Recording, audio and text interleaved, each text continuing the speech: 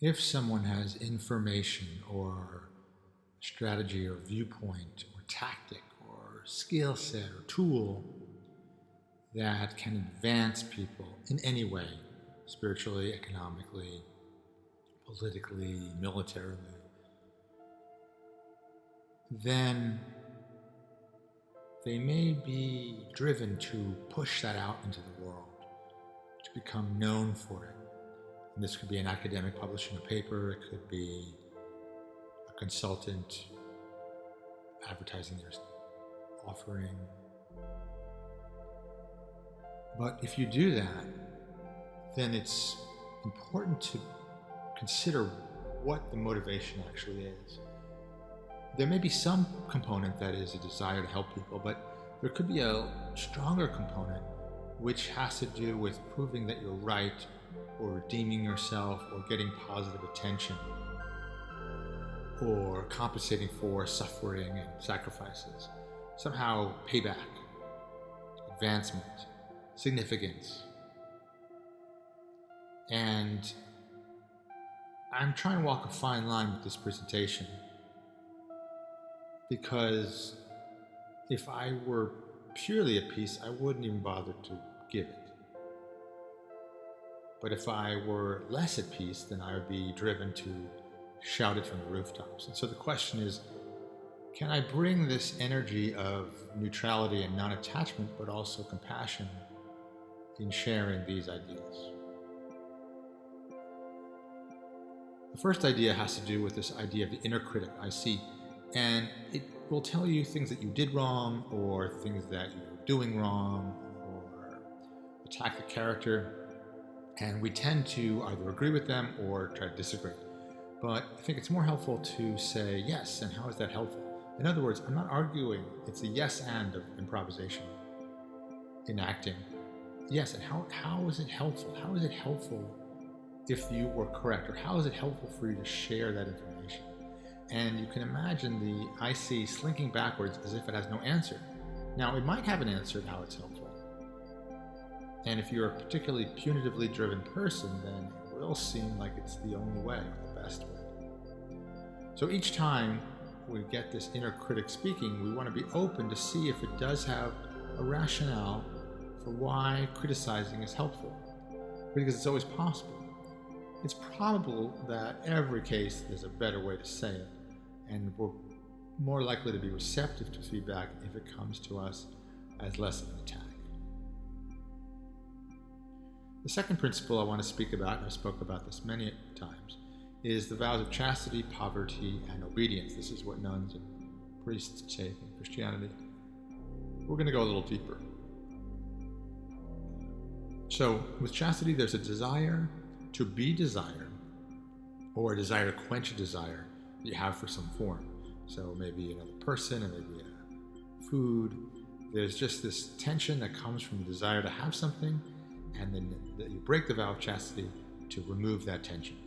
Or there's a feeling like, if I am desired, then I will be safe. So then you break the vow of chastity by trying to attract people to you, to your ideas. Now, the desire to break the vow of chastity, or the vow of poverty, which isn't about being poor, it's simply not putting money ahead of other things and not linking it to your worth. So if you want to become rich, or you're fantasizing, or you're stressed about becoming rich, or there's a stress about being poor, then you're breaking the vow of poverty. In my view, it's just about being neutral around money, or putting it as secondary to other objectives. And this is not easy to do in the world today. But whenever we have that, whenever we break that vow, then we are also not aligning with the vow of obedience. So what are the three parts of the vow of obedience as we see it? First, allow confusion. You enter this moment, your mind rushes in to figure out who you are and what you're supposed to do, and any judgments, but instead we're allowing some confusion. We're bringing a beginner's mind. The second is making this moment about this moment. Not about the past, not about the future, not about your condemnation of self or praising of self. It's just about this actual moment. And then the third part of the vow of obedience is unconditional positive self-regard. So we usually have conditional positive self-regard or negative self-regard. But in this case, we're talking about it's a positive feeling about yourself, but that's not based on any condition, nothing that you have done or will do or that you associate as being you. So I talked about this many times. Call, trial, return, bardo, CTRB. So when we leave the bardo and enter the call, leave the winter and enter the spring, we're losing that divine unity. We're losing that pure receptivity to become a person, for life to exist. On a biological level, bardo is exited and the call initiates. And you can see the yang line pushing into the yin from below. And that loss of divine unity, that loss of a state of unification can be confusing. We may rush to process the information we're getting upon birth and upon birth into each moment and upon waking up to remove that confusion. But if we can just be with the confusion, allow the confusion, have beginner's mind, then we may find greater peace. So the first order of business upon losing that divine unity, upon entering the call, entering space and time, becoming a person, becoming separate, having boundaries and direction, is to accept confusion. This happens so quickly that it may not be possible. You may have already rejected confusion by the time you have moved into trial. In the trial, you want to make this moment about this moment, MTM ATM. And you can link this to breath. What I like to do is breathe in, breathe out, accept confusion, breathe in, breathe out, make this moment about this moment. And then breathe in, breathe out, unconditional positive self-regard. So you're saying it twice because that way you can enhance the second time. If you did fully, and you probably didn't fully make this moment about this moment, you didn't fully accept confusion, and you didn't fully find unconditional positive self-regard. And then, so call, trial, return, spring, summer, fall. Fall is a time of harvest, and if you do not have unconditional positive self-regard, then you're judging the harvest. You're judging yourself, you're judging what's happening, or what happened, and you're trying to pass some agenda, some judgment, some grasping, some regret, some guilt, some negative view of something that you did or planning to do over the gap. You're trying to bypass the bardo. You're not trying to surrender to the bardo. And so there's a resistance to losing self. You don't want to lose yourself. You want to pass the message through. It's almost like putting a secret message in your pockets. Then you come out again at the call, you open the message, and then you have that judgment or agenda so that you can achieve something that you didn't achieve in the last cycle. Or you can continue to achieve something you feel like you did achieve. So the bardo, again, winter, night. So dawn, day, dusk, night. And bardo, night, darkness, pure receptivity.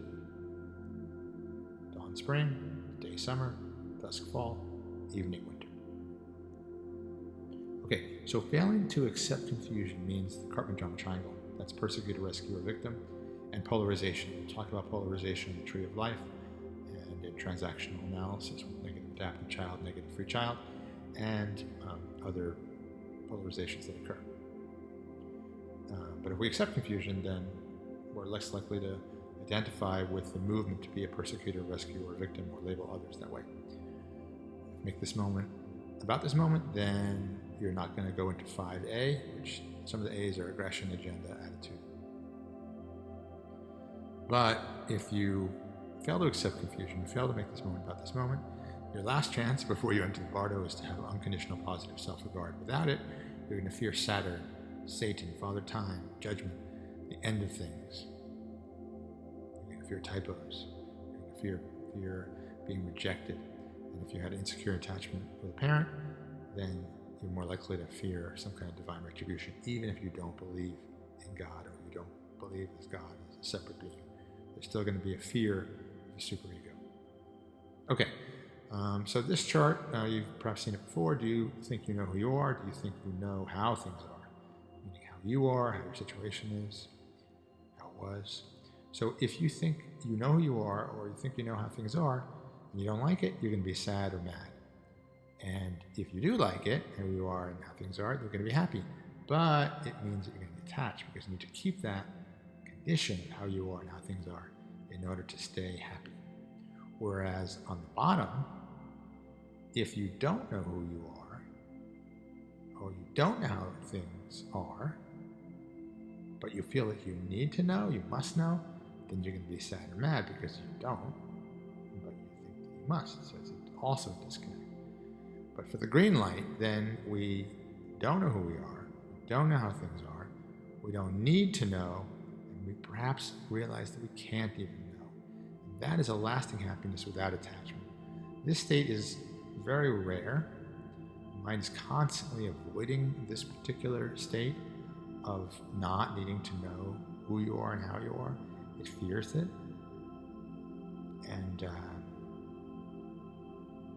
but that's the sweet spot for us. If we can keep turning toward that as a value, then we may stop insisting we know who we are and how things should be, or worrying if we don't, and therefore we enter more beginner's mind, accepting confusion, making this moment about this moment, and unconditional positive self-regard. And then we don't need to know. And we admit, perhaps, that we can't know how we are and how things are. So there's the ebb and flow of day and night. Dawn to day to dusk goes the night. Spring to summer to fall goes to winter, as we mentioned. The Taoists see the night, dark, winter as double yin. You see those two dashed lines on the bottom. That's purely receptive. Now, the polarities in the tree of life, I'm going to show this shortly to you.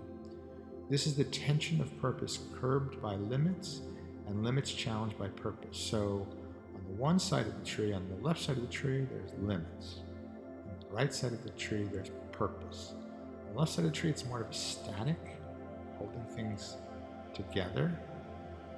And on the right side, it's breaking them apart or evolving things. It's change that's happening. And so you can associate the negative adaptive child and the positive adaptive child with the left side of the tree of life, and the negative free child and the positive free child as the right side of the tree of life. This is from Eric Byrne. And those spheres relate to the tree of life, which we'll show you in a second. But we also want to link this to Gareth Hill, the Jungian writer, which talks about this move from the static feminine to the dynamic masculine, to the static masculine, to the dynamic feminine. So you're in the womb, you're one with the mother, and you break free, the dynamic masculine. As you grow up, that's the then the dynamic masculine to the static masculine is the fiery initiation. So feeling lonely and alone and lost, you move to the static masculine structures, which could be army, job, career, military, peer gang, that kind of thing. But some people find that to be not satisfying, and so then perhaps at a later stage in life they enter the dynamic feminine, and then finally, if you're lucky, then the water initiation, you return to the static feminine. And it's around this point in the presentations that I start to get a little tired, because it's not that the ideas aren't fresh or eternal, it's just that I start to question, why am I spending the time? What is in it for me? And this is often what's happening in the move from the dynamic masculine to the static masculine. It's that question of, how do I advance my own needs? Really what we want to do is not have needs, but until we understand that, and I think there's a longing for pre-adolescence that we feel before puberty, trying to return to that innocence, but if we can't find a way back to that, which is unlikely, then we start to think about, well, what's in it for me? Why am I doing this? And we start to question what we're doing. So here's a more complex vision of the tree of life. And I'm not going to talk about it now because I mentioned I'm feeling a little tired. And then on the right side is the 4 stages, so that the static and the dynamic are represented either at the divine absolute level and descending lower and lower to the natural corporeal level. So again, I said before, the problem isn't the problem is the attitude about the problem. And the attitude about the problem comes from whichever sphere you're aligned with, maybe you're balanced in the middle with 6, but often there's a relationship toward the static feminine, dynamic masculine, static masculine, dynamic feminine. If we can transcend and include those, then we begin to see less problems, or we begin to learn about the problems. We certainly have a better attitude about the problems. If we don't transcend and include those stages, then we're going to be resisting static masculine, resisting the static feminine, in a state of resistance in the dynamic masculine, in a state of resistance in the dynamic feminine. So I did a reading, what is the energy of this presentation? This is before I did it out loud, and usually I do it after I said it, but the hexagram that I got was conduct and treading. I also linked this hexagram to the Bardo, which is a funny one to link to the Bardo because in the Bardo there's no direction, no boundary, so how would you be doing any conduct and how would you be treading? But if we are looking to be called to the Bardo instead of being called to the trial, right? It's sort of, if we're looking to go counterclockwise against the normal flow of life, and you can look at the Wheel of Fortune card, the tarot if you're interested in that, but the idea is to reverse it so that we're called to the Bardo and we're willing to return to the trial. And this particular hexagram is interesting because you have sky over lake. I associate lake with systems, sky with truth, and so the systems are reflecting the higher truth. And the quote is, "The noble one discriminates between high and low." And that's what this presentation was largely about. The higher states of sphere one, the unity with the universe and the static feminine, and then the return back to the static feminine, the return back to sphere one. But when we're low in lower consciousness, then we may find that more difficult. I'll say one last thing, and this was not, hexagram reading is not about this, but I wanted to talk about this idea of intimacy with other people and the therapist. If we fear being judged, we're not going to be able to access that. So the act of revealing ourselves fully to somebody, ideally to a therapist, and being accepted may provide some benefit to us. Other people might avoid intimacy fearing they'll be exploited or colonized or abandoned, so an intimate and caring therapeutic relationship that doesn't end in catastrophe or somehow being used can restore faith and openness to connecting with others. That's why if the fees are increased too much, or the therapist isn't available enough, or is somehow unreliable, or it becomes romantic, which it does happen in, they say, 3% of cases, then that opportunity to get over the fear of exploitation, colonization, and abandonment is impaired. So what this all means is that gauging the relationship to the patient is vital. There's this one quote from Yalom which says, "I never let an hour go by without checking into our relationship. How are you and I doing? Or how are you experiencing the space between us today?" He says, "Imagine a half hour from now looking back upon our session. How will you feel about you and me today? What will be the unspoken statements or unasked questions about our relationship today?" This may be pushing it too much, but I do think it's an interesting framework, which is to look at just how is the relationship going. Because if it's all about listening and it's all about that relationship, more than getting advice or solving problems, then by modeling receptivity and checking in with the relationship between the client and the therapist, and the client can begin to model doing that for themselves.